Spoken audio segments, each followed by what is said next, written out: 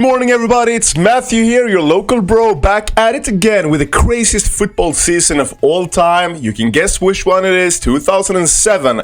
Guys, I've been getting like 25 comments about this specific video, so you guys must really want me to react to it. Now I have my hopes up, so you better not disappoint me guys with this one. I want 10 likes on this video. I mean, like, you've been recommending me 25 times. At least I can get 10 likes for this. So yeah, hope you guys are doing good. Let's dive right into the video. One of the greatest upsets in sports history. Okay, I mean, like, that's off to a good start. 2007 was simply the greatest college football season ever played. Come after me! I'm a man! I'm 40! What a man! With so many twists and turns throughout the season, the best way to be able to tell this story will be through the weekly chronological timeline from the perspective of the polls. Because what ended up happening in 2007 has so much historical significance in relation to the polls, things that had never happened in the 71-year history of the AP poll were happening on a constant basis throughout 2007. Wow! We've had so many upsets in college football. How fitting to have Kansas and Missouri controlling their own destiny, not only for a conference title, but to get to the national title. It's an amazing year. All right, let's go! Let's go! Woo! Welcome to the season kickoff of the Big Ten Network. You look at the Michigan Wolverines, are ranked in the top 5, and Charles, when you look at them, especially in offense, there are... There's a question because I'm not really familiar with the different divisions, but the SEC, that's like the Southeastern Conference, so that's like Georgia and Alabama and this. Big Ten is like in the north middle, right? Let me know in the comments down below how that works. Lots of reasons why. Everyone remembers this game, Michigan losing at home to lower division opponent Appalachian State. Snaps good, the whole Oh! Mountaineers have just beaten the Michigan Wolverines! It's the most famous college football upset of all Damn. time, and Michigan suffered major fallout after this game. Let's focus on the short-term effect. They went What a horrible start. from a 5 team and a national title contender to falling completely out of the rankings. In the 71 years the AP poll had been published, this was the largest drop in the rankings ever. Michigan's loss was so embarrassing, it caused ESPN's analyst Lou Holtz to get upset enough that he cursed on live TV. The Wow! locker room's completely different. Everybody moaning, pointing fingers, complaining about this. I can say saying I should play it. What? Ladies and gentlemen, you have no idea how many problems happen in the locker room when you lose. Well, he wasn't wrong. Damn. Michigan would get smoked the following week by Oregon, with the most memorable moments 39-7? play, followed by the fake Statue of Liberty. Oh, that's cold. Colder than this bad boy. Woo! Huge win for South Carolina. It would be a defining win during the short tenure for Steve Spurrier. Where's the ball? There it is. Jump ball. Oh! Delayed, picked up. I thought it was caught. Woodson from the gun, play fake, step it up. He's throwing Wait. down the near sideline. He's got Johnson. 20, 10, 5, touchdown, Kentucky! That's a blaster. Has time. Going deep. Got a man, and it's broken. Oh my god, what a collision. Morgan Trent and Jamar Adams just saved the day.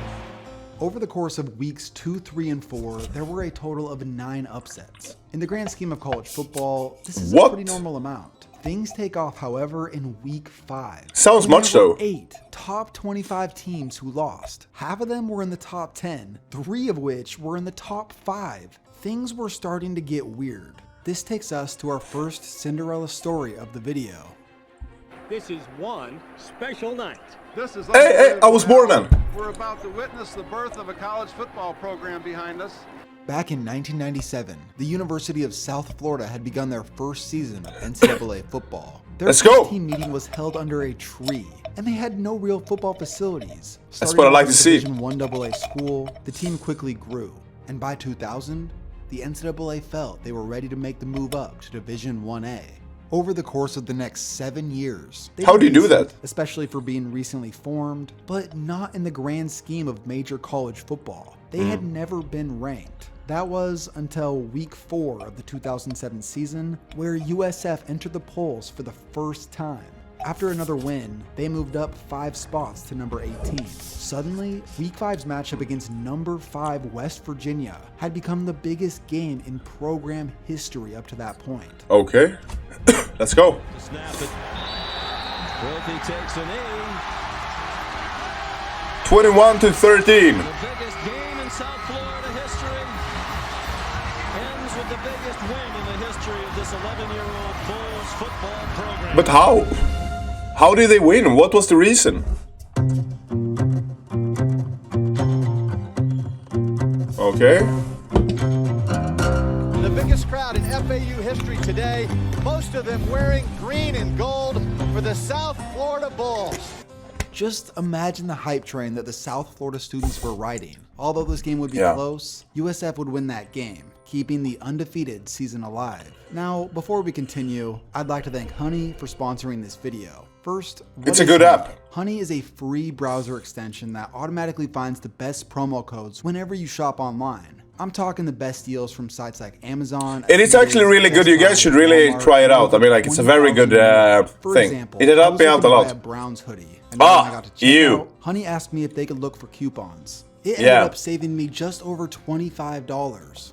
Get Honey. You should actually really get it. It's a very good one, honestly. It's a solid advertising. Easy to install. It only takes 2 clicks. With over 10 million members and over 100,000 5-star reviews, there's no point not to get it. Again, that's joinhoney.com. I promise, guys, if I ever get sponsored, I will do way funnier advertisings like this. USC had just been demoted to number 2 in the AP poll behind LSU. What? At this point, it was a coin flip between who was the number 1 team in the country. Coming up, though, LSU had to face a tough Florida team led by Tim Tebow, while USC had a walk in the park. They played the below-average Stanford. Is Stanford that bad? 1-11 the year before and was 1-3 up to this point. USC was favored by nearly 6 touchdowns going in. This is it, ladies and gentlemen. 4th down and 20.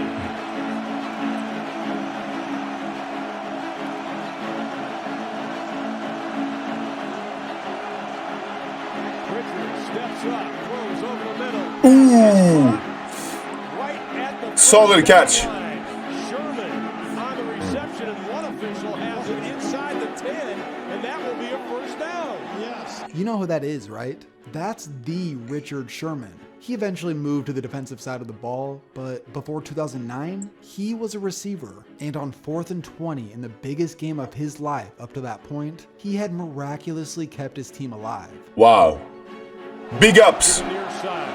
He's the middle receiver in the trips down to the bottom. 4th and goal from the 10. Richard.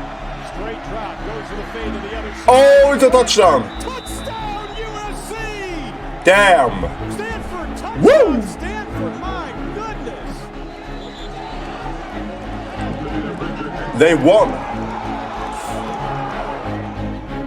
Just for context of how shocking this was, the year before when these two played, USC blew out Stanford 42-0. Then, a week before this game, Stanford's starting quarterback had suffered a seizure, so the backup, who had only thrown 3 collegiate passes, was to make the start. Really? Remember that other huge upset earlier in the season? Michigan was favored by 34 points versus Appalachian State. USC was favored by 41 over Stanford. Crazy. While that happened, down in Louisiana, Florida and LSU played in one of the best games all year. This game was the definition of smash mouth football that, for a while, favored Tim Tebow in Florida. What is smash mouth? Tricks up the sleeve of Les Miles. Just a fake and Quinn picks it up. How about that? Some big time turnovers. Ooh! Nice recovery. Ended out football. LSU completed the 4th quarter comeback to truly solidify them as the number 1 team in the country. What's incredible was going into week 7, USC was still in the top 10 somehow. But there was a new frontrunner in the Pac-10. Cal was ranked number 2. And it's all because 2 weeks prior, they beat Oregon on this play. With 22 seconds to go, Stewart in the backfield. Dixon. Oh! Was kicked out? No signal. Colvin. The officials have yet to make a call. It's got to be something. Rolling on the field is touchback. There's Ball a is fumbled touchback. into and out of bounds. in the end zone. That play was absolutely heartbreaking, but it helped catapult the Golden Bears to their highest ranking since 1951. Wow. Football looked like this. Yeah. That's what's also crazy. LSU, who had that close game versus Florida the week before, would play Kentucky in Week 7 earlier than when Cal played. After a triple overtime thriller, Kentucky beat LSU in dramatic fashion. Really? Which opened the door for Cal to be the #1 team in the entire nation. Only one problem. Cal's starting quarterback Nate Longshore had been ruled out of the upcoming game just 10 minutes before kickoff. He had been dealing with a nagging ankle injury from the previous week. Still, with guys like Justin Forsett and Deshaun Jackson, Cal was still favored to win. Flash to the third quarter. Cal's losing, but it's 2nd and goal on Oregon State's 1-yard line. They would be stopped not once, not twice, but 3 times. Forsett, no! Oregon State with an incredible stop! What a wall! This seemed to be the game's defining moment. Cal didn't give up. Down by 10 in the 4th quarter, they would score, stop Oregon State, and give themselves another chance to either win or at least go into overtime with the momentum. This is how it all went down. Now Cal has a shot to go for the win here. Riley gonna run it. That's not a good play. Will they have enough time? California may not get it off. Riley made a huge mistake. Oh no. That last play was a nightmare. It was 1st and 10. All he had to do was throw the ball out of bounds. Instead of throwing Why didn't he throw the ball? He actually threw the game away. And Cal would completely fall apart after that game. After starting 5-0 and having a legitimate shot to be #1, they finished the season 6-6. What? For one game? Man, I bet his career was dashed afterward. Week 8. This is where the college football rankings had been officially flipped upside down. Let's just take a look at some of these teams near the top. Hawaii. This was the highest that they had been ranked in the history of their program. Kansas had seemingly come out of nowhere. They were historically terrible at football. Now, they were sitting at 6-0. Arizona State was off to their best start in a decade. Kentucky hadn't even been ranked since 1984, just over 20 years. This is insane. After 2 big-time upsets, they made an appearance in the top 10. This is just absolutely insane. They were led by Matt Ryan, and this was the highest that they had been ranked since Matt Ryan? World War II. What? Now, to top them all, South Florida, who had never been ranked in the history of their program until this year, sat at #2 in the rankings. Looking at their upcoming schedule, compared to some of the games they already played, the chances of reaching the national championship game were real. People felt that their upcoming game versus Rutgers was probably their toughest one left. They make it through this game, it was most likely smooth sailing on their way to becoming the most shocking team to make the national title in recent memory. But they didn't, right? BCS #2, out of timeouts, down 3. Perfect season, #2 BCS ranking comes down to this play. Let's go. Okay. Fires over the sidelines, a flag. Caught. It's caught by Amari Jackson. Now we'll check the flag. He comes back. Pass interference, number 18 offense. Yeah, man. Let's go. Very subtle push. Let's get a touchdown, baby.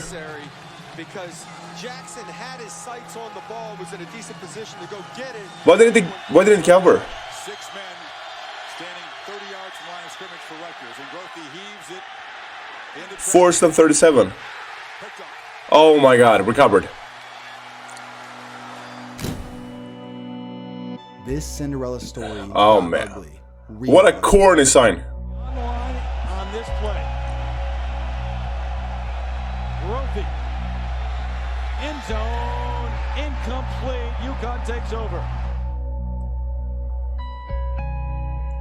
They disappeared pretty quickly. But to go back to that Week 8 loss against Rutgers, people started to notice a particular trend. This had marked 3 weeks in a row that the #2 team in the nation had lost. So the burning question that swept the nation, will it continue? Well, in Week 9, it sure looked like it. After going scoreless the entire game, they would score a touchdown, went for an onside kick, got it, then drove down the field to set up this. Chance here to force overtime. 10 to 12 yards is what you're looking for right now if you're Matt Ryan. Plenty of time. Cannot take a sack here. Ryan will fire. Oh, the end zone. Oh, open for a touchdown. Wow. Calendar. And Lane Stadium goes silent. That pass by Matt Ryan was unbelievable. What a Boston College had broken the disgusting trend. pass. So clean.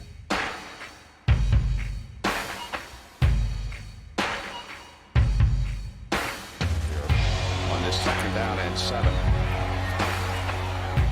Intercepted. Wow. That could do it. Woo! Walk in the park.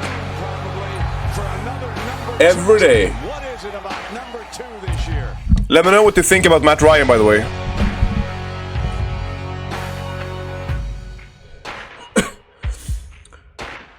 Kentucky? Wildcats bring pressure off the edge. Dixon will just fall down now.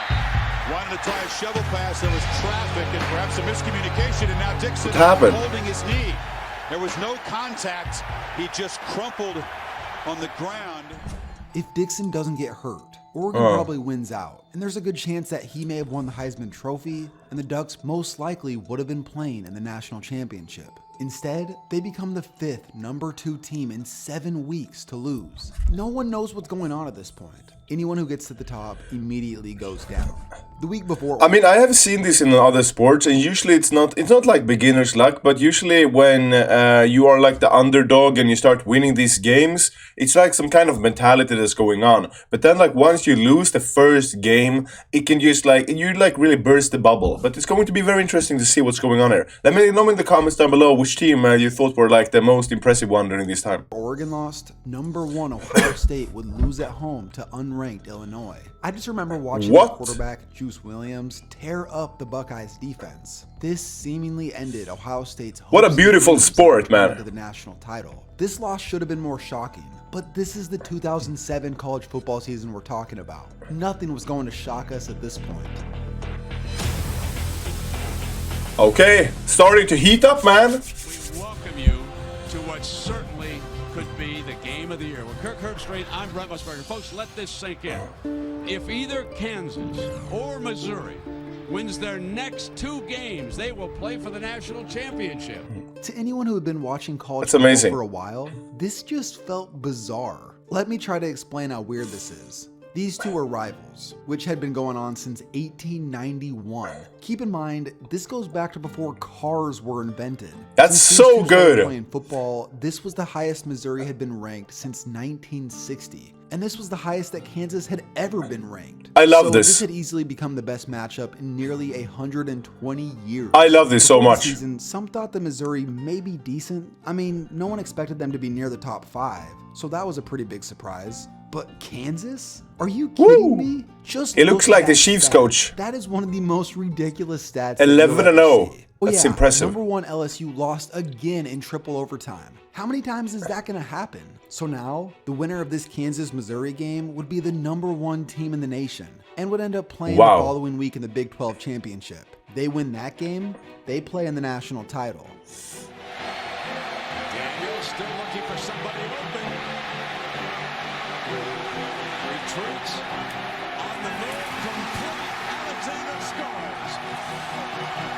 Straight back. Throws middle. Intercepted. Woo! What a nice catch. It's pretty amazing fourth quarter for the Jayhawks. They still came back. In trouble. Okay. Oh, safety. Damn. 36-28. I don't know how I didn't see this coming. Kansas was number 2. You can't win in 2007 if you're number 2. West Virginia sideline, guys, it's quiet. There are very few people kind of rah-rah. Owen Schmidt just tried to yell at the guys in the huddle, but it's flat. Not much sense of urgency right now for West Virginia. For the first down. Brown, that's a lost the ball. Pitt has it. Okay. The Pitt Panthers have pulled a stunning upset. Man, this one was rough. West Virginia was favored by 28.5 points. Missouri would also end up losing. In fact, they got crushed by Oklahoma. Listen to this stat. The number 1 and number 2 team had only lost in the same weekend 4 total times in the previous 10 years. In 2007 alone, it had happened 3 times in the last 8 weeks. Must have been such a good season to watch. Pleased with all these upsets than LSU and Ohio State. Sure, Ohio State got burned by Illinois a few weeks prior, but because of so many improbable upsets, they were back to number 1. And now LSU. Talk about one of the most wild rides ever. 35. Matt Flynn will hold. And it's a fake. Oh, clean. Man, he played them good. Trying to stop the clock for his own offense. 3rd and 7. And Flynn is back to throw for the end zone goal. What a catch! What? Man, this is the next level, I'm telling you guys. This season was magical. Besides all the crazy plays, they lost in triple overtime twice. The second loss seemed to be the nail in the coffin.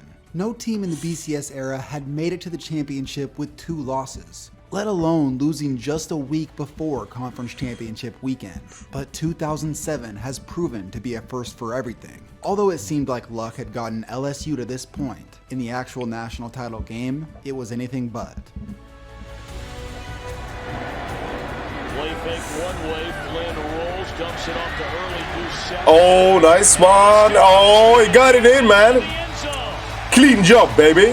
Well, congratulations to the LSU Tigers. That was before Burrow. All-State BCS National. Okay, interesting season. In the most unpredictable season of all time, you have your first 2-loss national champion since 1960. Football for LSU. I'm preparing for Arkansas. I'm preparing for the next game and the next game after that. Please ask me after. I'm busy. Thank you very much. Have a great day. What a champ. Other notable moments included Tim Tebow winning the Heisman, Hawaii and Illinois making it to BCS Bowls, and both getting crushed. Kansas finishing 12-1, and just for context, by 2009 they were back to their losing ways. And lastly, West Virginia stomped Oklahoma in the Fiesta Bowl. Man, it really was West Virginia's year. Of all the upsets that happened in 2007, their loss versus Pitt may have stung the most. On Pitt's bus after the game, their quarterback apparently started singing the famous song by John Denver. Man, that's cocky. That is cocky. Take me home. Banger song though. We will see one of those X factors in this football game right now. Britton Colquitt, one of the finest punters in the country, up against the #1 return man, Deshaun. Okay, this is a special one. And does he punt to him? I think he has the confidence to say, I'm going to punt right to him. You'll never see a Colquitt back away. Okay. Here comes Deshaun, okay. Can he beat the second? Oh. Look at this guy. Wow. Ooh. This guy is cold. What a play. Damn. Man, solid video. I am so happy that all of you guys have been recommending this one. I'm so sorry that it took so long to make it though, but I am still so happy that you guys just been commenting this. It was a blaster. Let me know more of these videos, man. It was so good. What a season. And it's kind of sad because I don't really know like all of these teams, you know. I don't really know. I know like, you know, Ohio State, Alabama, you know, these like NFL recruiting teams year in, year out. But some of these smaller teams, I don't really, but I'm really looking forward to learn more about them. It was a blaster video. Comment down below what you want to see next. Leave a like if you enjoyed the video. Also, don't forget to comment down below what you want to see and subscribe for more videos. Join the reaction train. Well, bros, that's it. Until next time.